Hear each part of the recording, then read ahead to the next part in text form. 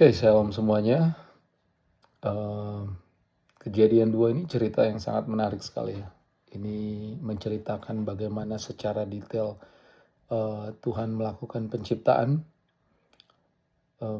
Pasal 1 kita udah lihat ya, eee, Tuhan lakukan penciptaan dalam 6 hari, dan Kejadian 2 ayat 2 bilang pada hari ketujuh telah menyelesaikan pekerjaan yang dibuatnya itu, dan Tuhan berhenti pada hari ketujuh dari segala pekerjaan yang telah dibuatnya itu, dan memberkati hari ketujuh itu dan menguduskannya. Ya, karena kenapa? Pada hari itulah ia berhenti dari segala pekerjaan penciptaan yang telah dibuatnya. Ya, sangat menarik sekali Kejadian 2 ini ya. Tuhan juga membentuk manusia katanya dari debu dan tanah dan menghembuskan nafas hidup ke dalam hidungnya. Ya, kalau di Kejadian 1 Tuhan berbicara dan jadi. Ya, kali ini dia nggak hanya berbicara aja, tapi dia menghembuskan. Ya, ini sangat menarik sekali. Tuhan sangat personal.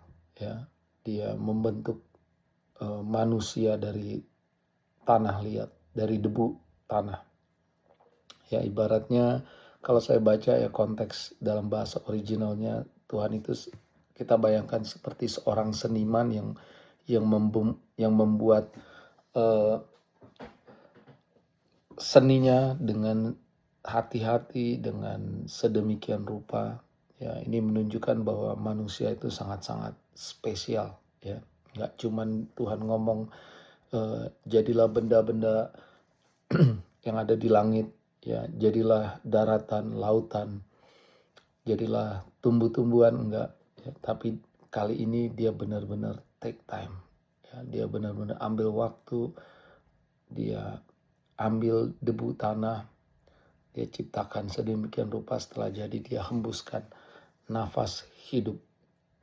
Ya, ayat 8 dibilang selanjutnya Tuhan Allah membuat Taman Eden. Jadi kita bisa lihat ada Taman Eden di sini, dan Tuhan juga ciptakan ada namanya pohon pengetahuan tentang yang baik dan yang jahat. Ya. Terus ayat 15 Tuhan suruh Adam mengusahakan ya dan memelihara taman itu. Jadi udah ada pekerjaan untuk Adam bahkan sebelum manusia jatuh ke dalam dosa ya. Luar biasa, pekerjaan itu berkat ya. Yang nggak berkat itu kalau kita melakukan pekerjaan kita dengan sungut-sungut ya. Nanti setelah dosa Tuhan bilang sama Adam dan Hawa ya, mereka harus kerja keras ya untuk bisa hidup ya. Tapi pada saat ini pekerjaan itu sesuatu yang enjoyable, yang sangat enak dilakukan ya. Nah, sama dengan kita punya pekerjaan. Apakah kita melakukannya dengan penuh sukacita atau kita melakukannya dengan sungut-sungut? Aduh, ini pekerjaan lagi males banget ketemu bos ya. Padahal kita nggak boleh bersungut-sungut. Kita harus mengucap syukur ada rencana Tuhan, kenapa Tuhan taruh kita di satu kerjaan dengan posisi, dengan lokasi ya. Karena kita ini sangat spesial ya, manusia yang sangat spesial diciptakan dalam rupa dan gambar Allah. Ya, Tuhan nggak ciptakan kita kasih perintah dan jadi, enggak. Dia benar-benar seperti seorang seniman ya. Dia ciptakan kita sedemikian rupa ya. Dia hati-hati, setelah jadi dia hembuskan nafas kehidupan ya. Saat kita kerja harusnya kita berpikir, saya bekerja ini bukan hanya untuk cari duit ya. Kalau cuma cari duit untuk makan minum ya, ini semua yang dicari orang-orang yang gak bertuhan ya. Makanya Matius 6 ajarin kita ya, burung pipit, bunga bakung aja Tuhan pelihara, mereka gak kerja ya. Kalau cuman makan dan minum Tuhan sanggup pelihara ya. Tapi pada saat kita kerja, kita mau melakukan dengan sukacita, kita mau jadi saksi Tuhan. Nah, ini dia pentingnya Kenapa kita ada di kerjaan kita sekarang? Posisi kita nggak bisa diganti oleh orang lain, ya, karena kita mau jadi saksi Tuhan di situ. Jadi berkat dengan teman-teman kerja, bos kita, keberadaan kita akan memberkati tempat kerjaan kita. Jangan pindah sampai Tuhan suruh pindah, ya. Lalu Tuhan ciptakan binatang, ya, burung di udara, dan dibawanya lah semua kepada manusia itu untuk melihat bagaimana ia menamainya. Ini interesting, ayat 19. Tuhan ciptain semua binatang, setelah itu dibawanya ke manusia untuk melihat bagaimana Adam menamainya. Dan luar biasa ya, dengan banyaknya binatang yang ada, Adam bisa memberi nama satu persatu. Ya, anjing, ayam, kuda. Ya, saya nggak tahu gimana Adam punya ide bisa kasih nama satu-satu dengan nama yang unik, ya. Terus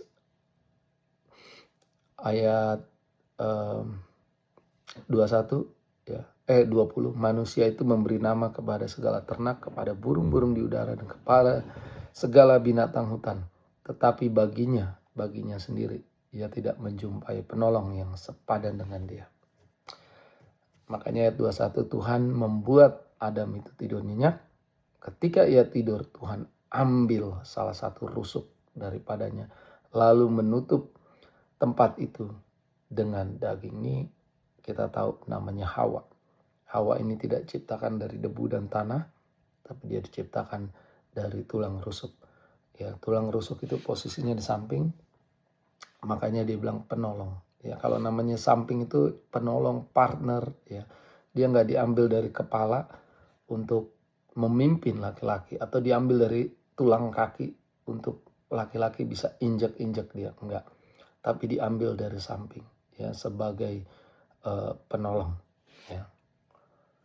Dan ini dia, ya, sangat spesial sekali Tuhan menciptakan manusia, ya. Ayat 24, sebab itu seorang laki-laki akan meninggalkan ayahnya dan ibunya dan bersatu dengan istrinya, sehingga keduanya menjadi satu daging.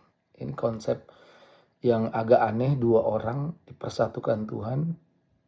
Mereka nggak lagi jadi dua, tapi jadi satu daging, ya. Luar biasa, ya. Pada saat kita memutuskan untuk menikah, ya, kita meninggalkan orang tua kita. Ya, nomor satu pastinya syaratnya harus mandiri, nggak bisa masih sama orang tua terus married, ya, harus pergi meninggalkan orang tuanya. Ya, udah nggak bisa lagi di bawah pimpinan orang tua 100%, ya.